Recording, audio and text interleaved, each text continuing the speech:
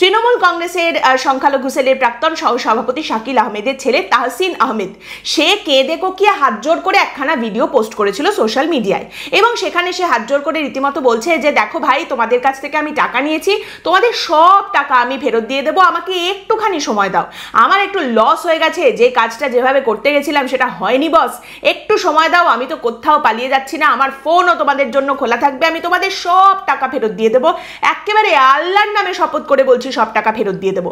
এবং সেই ভিডিওতে তাহসিন আহমেদ এতবার করে আল্লাহর নাম নিয়েছেন, আল্লাহর নামে এতগুলো ফর্দ কেটেছেন যে শুনলে মনে হবে আল্লাহই তাকে বলেছিলেন যাও যাও গিয়ে তুমি এতগুলো লোকের কাছ থেকে কোটি কোটি টাকা নিয়ে প্রতারণা করো। আর সে সমস্ত করার পরে আল্লাহকেই সে গ্যারেন্টার করে দিয়েছে যে আল্লাহকে আমি কসম, আল্লাহর কসম, আমি তোমাদের টাকা ফেরত দেবই দেবো।